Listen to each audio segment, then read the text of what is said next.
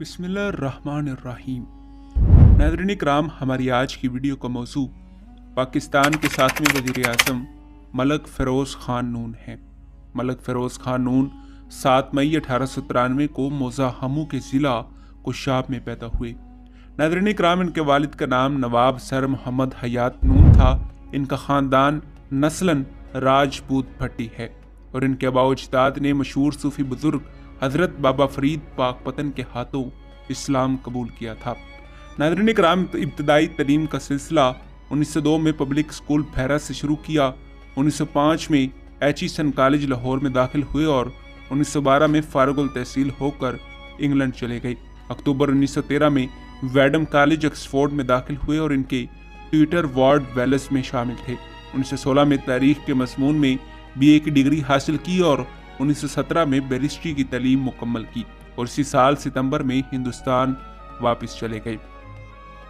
नाज़रीन इकराम, जनवरी 1918 में ज़िला कचहरी सरगोदा में वकालत शुरू की। 1920 के इंतखाबात में हिस्सा लिया और ज़िला शाहपुर की तहसील भलवाल से लाहौर की लेजिस्लेटिव कौंसिल के रुकन मुंतखब हुए।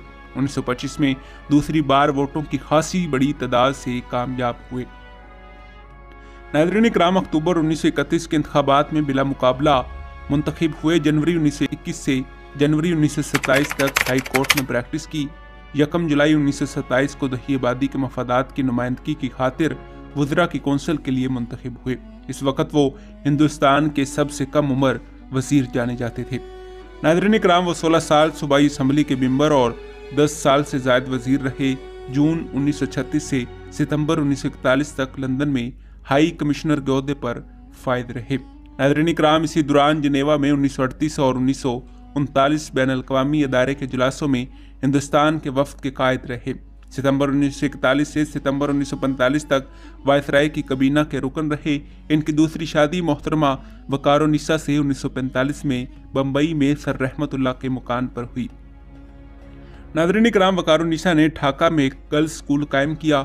इस तर्ज का स्कूल रावलपिंडी में भी खोला जो अब भी वकारुन्निसा कॉलेज के नाम से मशहूर है। सितंबर 1945 में वज़ीर दफ़ा के ओहदे से इस्तीफ़ा देकर लाहौर वापस आ गए। यहाँ मुस्लिम लीगियों ने शानदार इस्तकबाल किया। नवंबर 1947 के इंतखाबात में रावलपिंडी शहर के इंतखाबात हल्का से कामयाब हुए।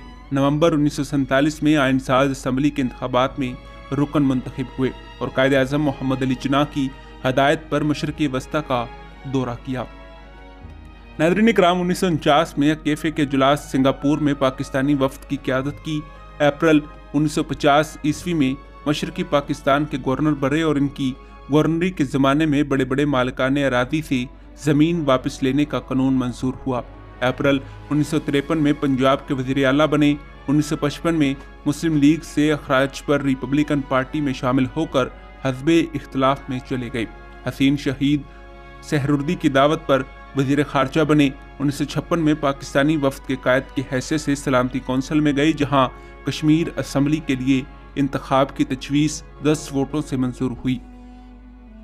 नाज़रीन इकराम, 1957 में इस्माइल चंद्रीगर कबीना में भी बतौर वज़ीर ख़ारजा काम करते रहे और इस्माइल चंद्रीगर के इस्तीफ़ा देने पर 16 दिसंबर 1957 को बिलाखिर वज़ारत उस्मा के ओहदे पर फायद हुए।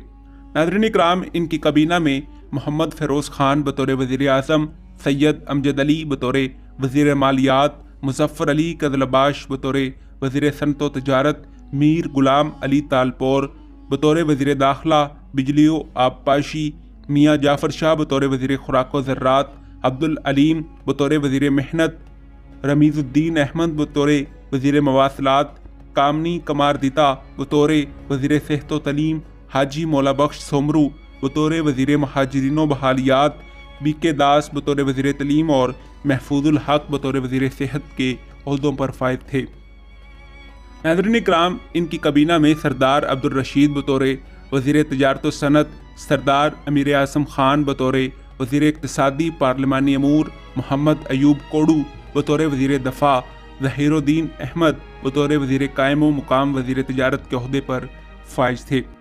नाज़रीन इकराम, इनके दौरे हुकूमत में 20 दिसंबर 1957 को मादनियात की कारपोरेशन का क़याम अमल में आया।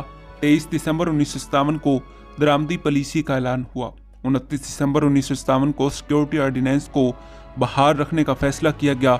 31 दिसंबर 1957 को मगरबी पाकिस्तान असम्बली के लिए खास इलाकों के नुमाइंदों के इंतखाबात के कवायद का ऐलान किया गया। 6 फरवरी 1958 को पाकिस्तान और ईरान के 16 साल पुराने सरहदी तनाज़ात के मुआहदे पर दस्तखत हुए। 16 फरवरी को पाक स्वीडन इंस्टीट्यूट ऑफ टेक्नोलॉजी का क़याम अमल में आया।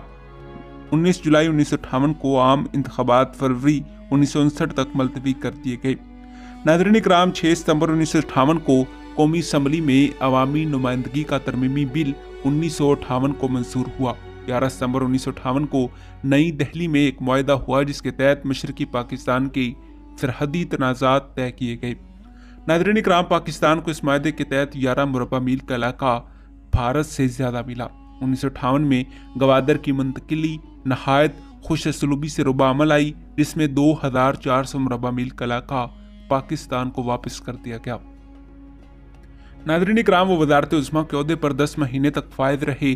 7 अक्टूबर 1958 को रात को सदर सिकंदर मिर्ज़ा की जानिब से जो इन्हें ख़त मिला वो कुछ इस तरह था। ऐवान सदर कराची, 7 अक्टूबर 1958।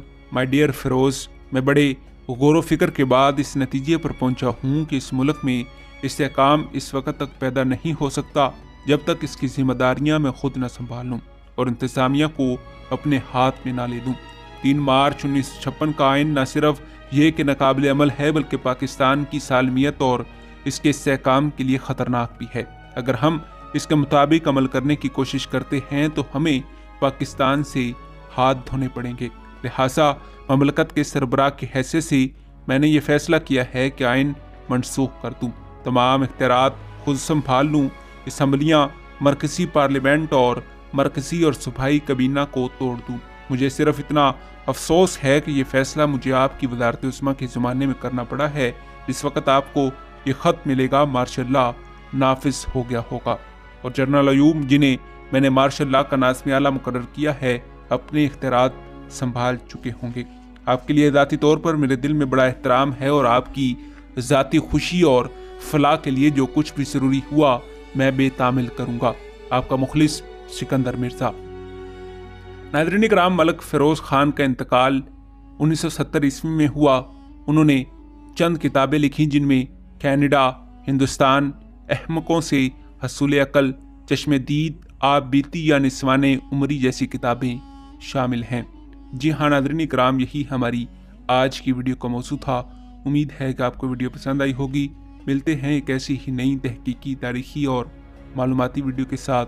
तब तक दीजिए इजाज़त। खुदा हाफिज़।